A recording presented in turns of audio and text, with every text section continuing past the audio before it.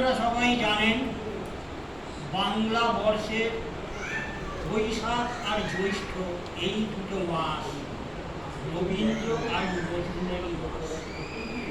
আমরা যারা সাহিত্য চর্চা করি, আমরা যারা বাংলা কাব্য সাহিত্য প্রেমী, আমাদের একটা পবিত্র কর্তব্য বা দায়বদ্ধতা থেকেই যায় অন্তত এই মাস দুটো জুড়ে যতটা পারা যায় রবীন্দ্র আর নজরুলকে যা আমরা ভুলতে বসেছি।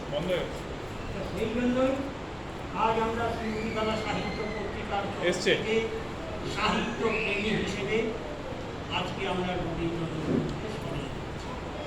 আমাদের অনুষ্ঠান শুরু হতে চলেছে, শুরু হবার মুখে। এখনই আমি মঞ্চে ডেকে নেব আজকের এই অনুষ্ঠানে উদ্বোধনী সঙ্গীত পরিবেশনের জন্য আমাদের ছোট্ট শিল্পী অতি আদরের অদৃশ ঘোষা এসে উদ্বোধনী সঙ্গীত পরিবেশন করছে এবং উদ্বোধনী সঙ্গীতের সঙ্গে সঙ্গে আমাদের ক্রিয়াকলাপ বন্ধ হয়ে গেছে।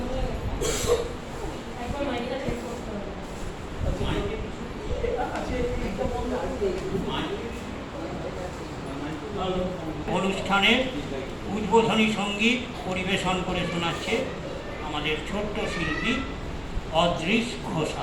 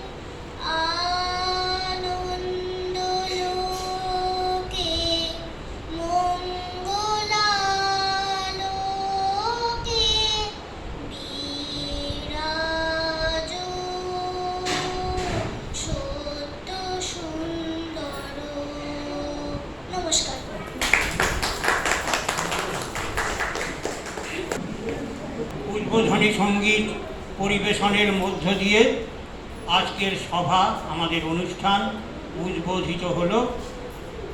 এবারে আমি মঞ্চে ডেকে নেব আমাদের শিউলিবেলা সাহিত্য পত্রিকার নবগঠিত কার্যকরী সমিতির কার্যকরী সভাপতি শ্রীযুক্ত তাপস চট্টোপাধ্যায় মহাশয়কে। আর একই সঙ্গে মঞ্চে ডেকে নেব আমাদের শ্রী দেবাশিস বন্দ্যোপাধ্যায় মহাশয়কে। আজকে আমরা শ্রী তাপস চট্টোপাধ্যায়কে আমাদের এই অনুষ্ঠানের সভাপতি হিসেবে তার নাম প্রস্তাব করছি। আমি এই প্রস্তাব সমর্থন করছি। আজকে সভার প্রধান অতিথি নতুনও বটে, আমাদের এখানে প্রথম এসছেন, তাকে সভাপতির হাত দিয়ে আমাদের এই পত্রিকা গোষ্ঠীর শারদ পত্রিকা প্রধান অতিথির হাতে তুলে দেওয়ার জন্য অনুরোধ করছি আমাদের কার্যকরী সমিতির সভাপতি। তাহলে সভাপতি এবং প্রধান অতিথি আমাদের মঞ্চে উপস্থিত হয়েছেন। তারা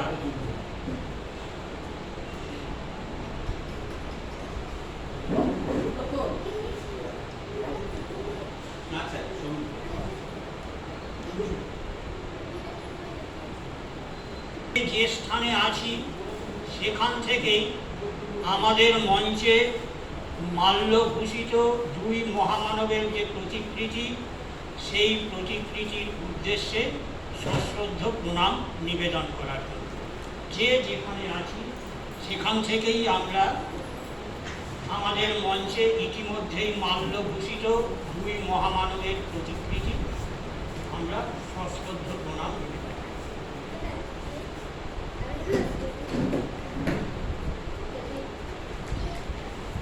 ঠিক আছে, এবারে আমাদের পরবর্তী কার্যক্রম আসবেন আমাদের পত্রিকা শিউলিবেলা সাহিত্য পত্রিকার নিয়মিত লেখিকা এবং সক্রিয় সদস্যা শ্রীমতী শিখা চট্টোপাধ্যায়। তিনি রবীন্দ্রনাথ এবং নজরুল সম্পর্কে লেখা তার নিজের লেখা কবিতা তিনি আমাদের সামনে পাঠ করে শোনাবেন।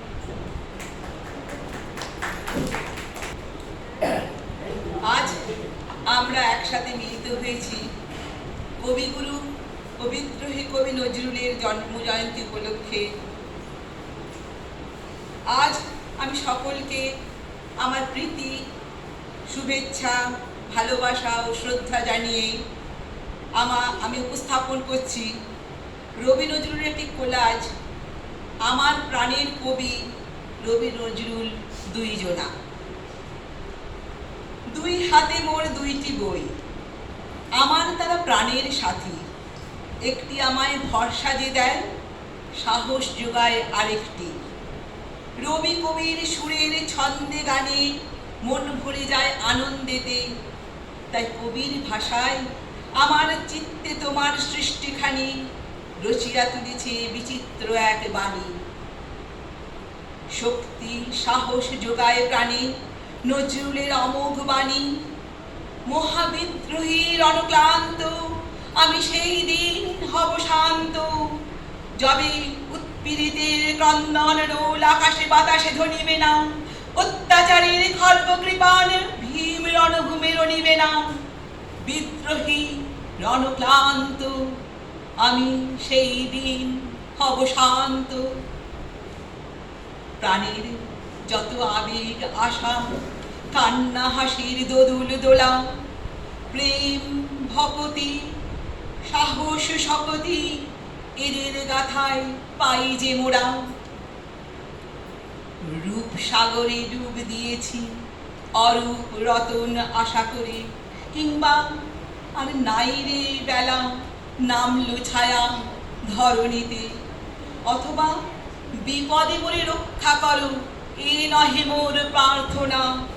কবিগুরুর কবিতাগুলো শেখায় জীবনের সার্থকতা। কে তোমায় বলে বারাঙ্গনা মা, কে দেয় থুতু গায়ে, হয়তো তোমায় স্তন্য দিয়েছে সীতা সমসতী মায়ে। নাই বলে সতী তবুও তোমরা মাতা ভগিনীর জাতি। তোমাদেরই ছেলে আমাদেরই মতো, তারা আমাদেরই জ্ঞাতি। এমন ভাবনা ভাবতে শেখান যিনি, তিনি নজরুল আমার প্রাণের কবি।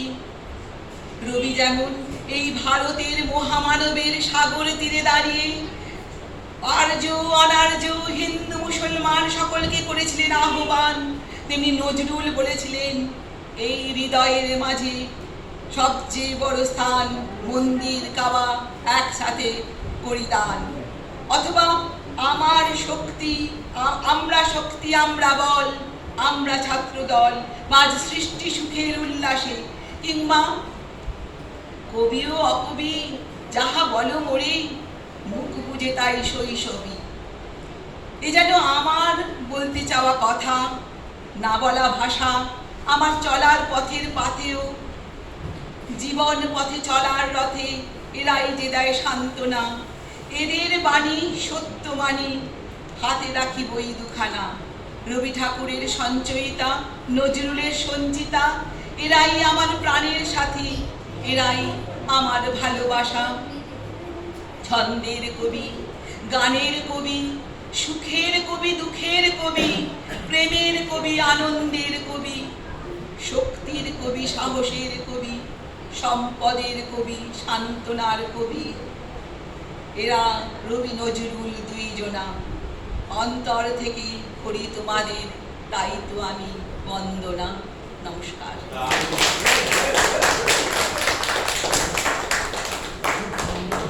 মহাবিদ্রোহীর অনুক্লান্ত আমি সেই দিন হব শান্ত। আমাদের বাংলার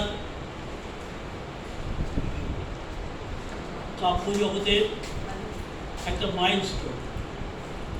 এই কবিতাটা রচিত হয়েছিল ঠিক 100 বছর আগে। এক শীতের রাত্রে রাত জেগে বিদ্রোহী কবি এই কবিতাটা লিখে চলেছেন। তার সাথী তখন ছিলেন কমরেড মুজাফফর আহমেদ, একই সঙ্গে একই মেশে থাকতেন। সারা রাত জেগে এই কবিতা লেখার পর একদম ভোরবেলা মুজাফফর আহমেদকে ঘুম থেকে তুলে বললেন, দেখুন দাদা, আমি রাত্রে একটা কবিতা লিখেছি, আপনাকে প্রথম শোনাতে চাই। মুজাফফর আহমেদ শুনলেন, শুনে না খারাপ হয়নি, রিয়ার সাথে তার ভালো লাগলো। তারপরে বিভিন্ন পত্রিকা গোষ্ঠীর কাছে যখন এই কবিতা গেছে, তারা সাদরে বরণ করেছে। যে পত্রিকায় প্রথম ছাপা হয়েছিল 20,000 কপি, শুধু এই কবিতাটার জন্য নিঃশেষ হয়ে গেছিল। আমি যেটা বলতে চাইছিলাম, এই ভালোবাসা। কাল রাত্রে আমাদের শিক্ষার্থী প্রায় রাত জেগেই কবিতাটা লিখেছেন। সকালবেলা আমার ফোন করছেন, দাদা আমি এটা লিখেছি, কেমন হয়েছে একটু শুধু। এই শুনে সাহায্য পেলাম বলে এটা আমি শেয়ার করলাম। এবার রাজিনাকে ডেকে দিচ্ছি, রবীন্দ্র লিখতেছেন।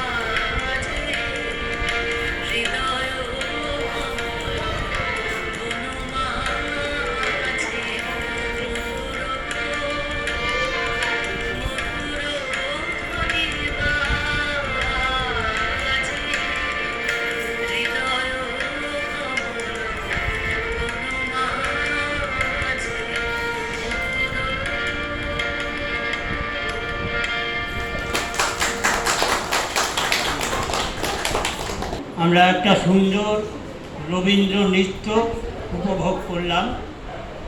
আমাদের অনুষ্ঠানের মাত্রা উত্তরোত্তর উচ্চতায় পৌঁছে যাচ্ছে। এখন আমি আমাদের অনুষ্ঠানের আজকে প্রধান অতিথি মাননীয় শ্রী দেবাশিস বন্দ্যোপাধ্যায় মহাশয়কে কিছু বলার জন্য অনুরোধ করি। নমস্কার। আজকে সন্ধ্যাবেলা সন্ধিবেলা সাহিত্য পত্রিকার এই অনুষ্ঠানটি আমার কাছে প্রথম আসা, এবং এই সন্ধ্যেবেলার এই অনুষ্ঠান নজরুল রবীন্দ্র যুগলবন্দি সত্যি একটা এরকম জিনিস খুব কমই দেখা যায়, এবং এটা আমাদের উপভোগ করতে খুব ভালো লাগছে। বিশেষ করে আমার এখানে আসার সম্বন্ধে যারা আমাকে এখানে আমাদের নিয়ে এসছে এবং তাদেরকে ধন্যবাদ জানাই, এবং আমারও খুব ভালো লাগছে যে এই অনুষ্ঠানে নিজেকে যোগদান করে আমি নিজেকে গর্ব অনুভব করছি।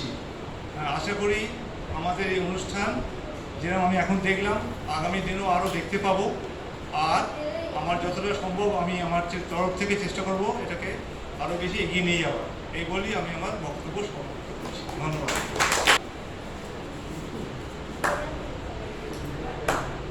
প্রধান অতিথির মূল্যবান বক্তব্য আমরা শুনলাম। এবারে মঞ্চে ডেকে নেব সঙ্গীত শিল্পী শ্রীমতী রিঙ্কু বন্দ্যোপাধ্যায়কে। তিনি আমাদের সামনে সঙ্গীত পরিবেশন করবেন, রবীন্দ্রসঙ্গীত, নজরুল গীতি তিনি পরিবেশন করবেন, আমরা উপভোগ করব। রিঙ্কু বন্দ্যোপাধ্যায়।